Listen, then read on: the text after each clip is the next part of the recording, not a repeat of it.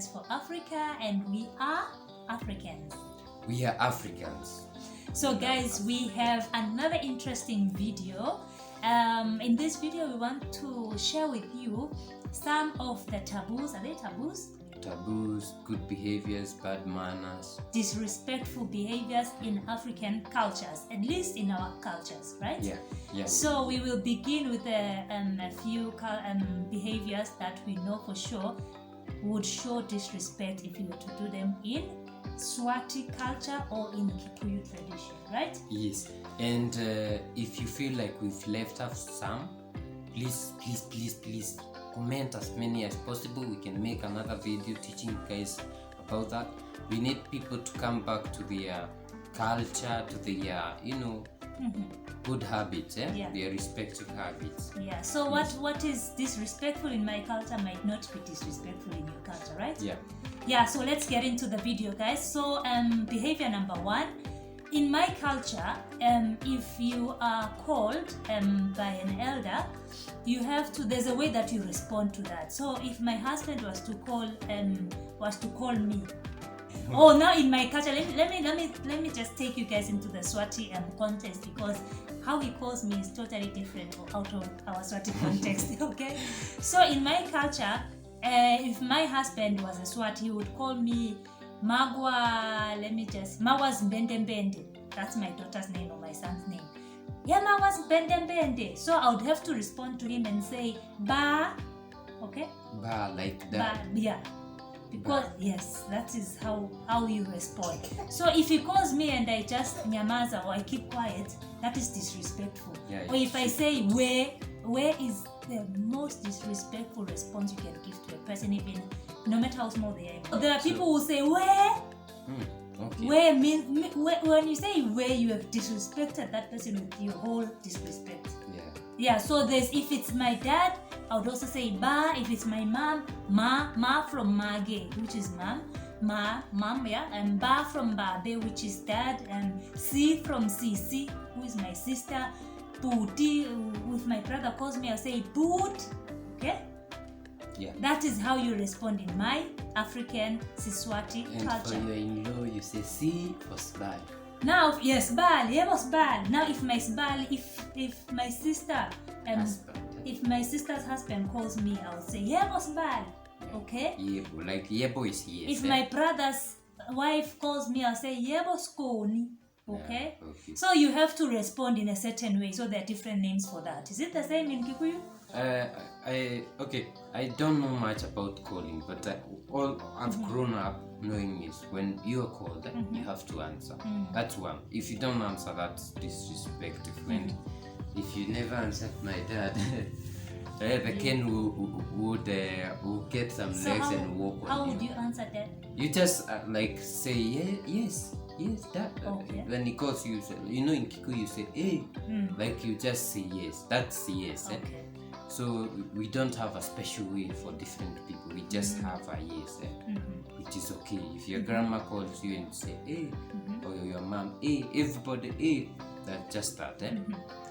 But you need to answer when you're called. Okay. And about calling, guys, if there's something that would appear like a disrespect, is shouting at someone. When someone is down there and you need to call them, the best thing would have been you run, then you tell me, hey dad, if it's dad or mom. But you're not supposed to shout, dad! No, that's wrong. And if you did that, my dad would be very angry with you. So it's the same even for you guys. So it's wrong to shout at someone. You either wait for them to come or you run into them, unless probably it's an emergency where you're warning them. That's different. Now, in fact, when you shout for us, they ask you, are you in danger? Exactly. So why are you calling me like that? I think it was a way of making sure that whenever someone calls you like that loudly, it's a warning. Otherwise, if you shout at someone, people will be frightened and all that. So guys, please let's know if that's what happens in your culture. Do we move on to the next one? Yeah. Number 2, taboo, disrespect, bad manners. is when you are giving somebody something or receiving something from somebody, you receive it with your right hand. And not your left hand. You receive or give with your right hand. Now, someone will ask, and what if I'm left-handed? In my culture, if you are born left-handed, I know my sister was born left-handed, my mom had to make sure that she teaches her to use her right hand until she got to a point where she's now used to it. So even if you are left-handed, because nowadays people just let it be, you still have to give somebody with your right hand. You have to teach yourself that.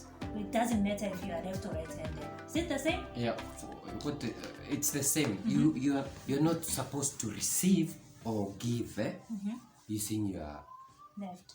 This hand, right? So you only, if I have to give you some, I will give you using this hand, and you receive with the right hand. Exactly. You're not supposed to use the left hand. The same way as greeting, waving, you're not supposed to use the left hand. Right? A lot of things, it's wrong to use the left hand.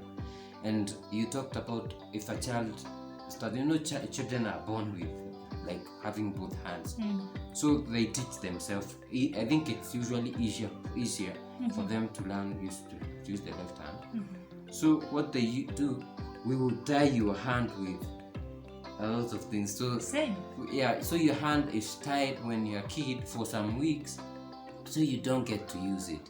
So in the maybe 1 week, 2 weeks that you use the right hand, you forget about the left hand. So that's what used to happen. Using your right hand. I think even the whole idea of the left hand for us, it's because we believe that the left hand is for wiping yourself with number 2. So there's no way you can still give me something with your right hand. Okay. Now it's for us. In fact, they say usinipatie kitu na mkono wa kupangusa mafi. Sawa. Directly translated from Siswati. Ngingine sanda se sule masimba. Yeah, so that's where it came from. That's where the idea came from. So, and to the next one. So the next one, which is, it shocks me even today, for kids or younger people to join a conversation of elders, and you find yourself as a kid, you're in between that conversation, in between a group of old people who are talking and maybe talking about some serious issue, and there you are just sitting and kind of, you won't even, some even take part in it. Exactly. And even for me, if I went to maybe a group of the age of my dad and they are talking and I'm there, I feel weird because I in most cases I will excuse myself because I've grown knowing it's wrong. Like when elder people are talking, or when there's a group of elder people, you're not supposed to be there. Go play with the kids. And that's why in Africa you find that there are age groups. You have kids of this age who are playing together, and you're not supposed to play with kids of an older age. You find that we are segregated in a way that they are age groups. In fact, when you are growing up and you, like for me, like you find I'll be playing with kids younger than me because around there are no other. So they'll be like, you're still playing with kids? Yes. So it becomes very weird. Up until now, you don't, like, it becomes weird. Yeah. So another one, okay, this one I think even in the English culture, it's still something which is odd if you do, like receiving something without saying thank you. It's taught in etiquette. Okay, yeah, that's an etiquette. So I think that's a necessity for everybody. But in African perspective, it's very disrespectful. It's very disrespectful. It shows like you deserved it or it's your right or something. No, if someone gave it to you, so say thank you. Let me look for another one. This one is a bit funny because I know in Kenya some people will say, what? If for us in my culture, which other country is it? Uganda? It's Uganda. Ugandans, how are you guys? You and I are one. So in our culture, you cannot give an elder something without kneeling down.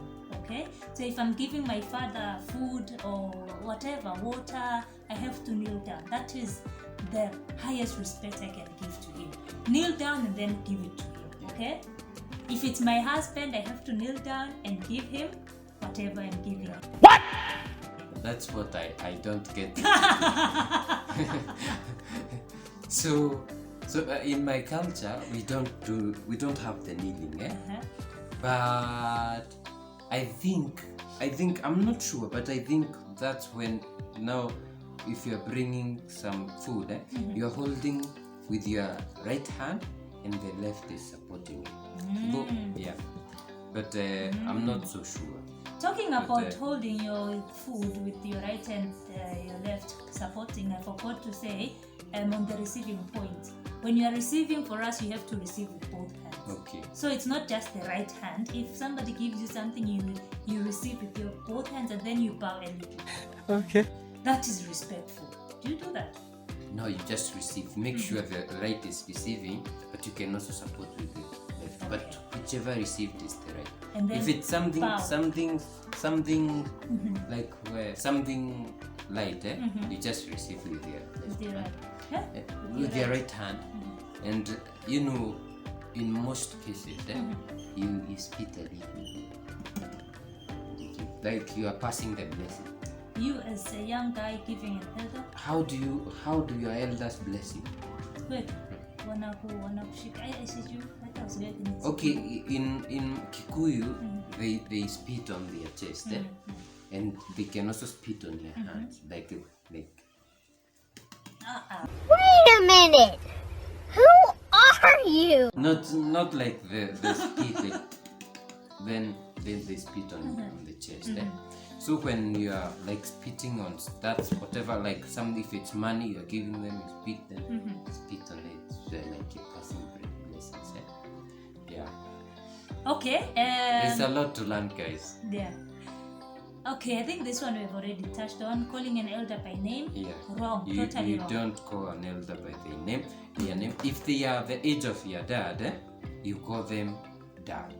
If they are older than your dad, you call them grandpa or grandma. If they are like the age of, I don't know, like the age of your elder sister, you can call them mom or sister, but you are not supposed to like shout to your grandma calling her name. Okay, and then we have another one.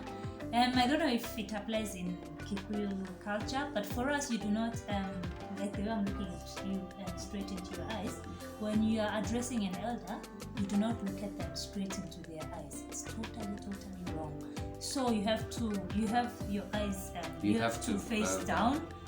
Bow, face down. It's usually down heavy. Then you talk to them. I think it's all similar. Is it? Yeah, you are not supposed to kind of. Yeah, so but nowadays you find it. Yeah, nowadays I don't know what's happening, but I'm sure my kids will be taught well. It's nothing. Yani, there's nothing disrespectful with somebody addressing you like that. But in my culture, do not do it, guys.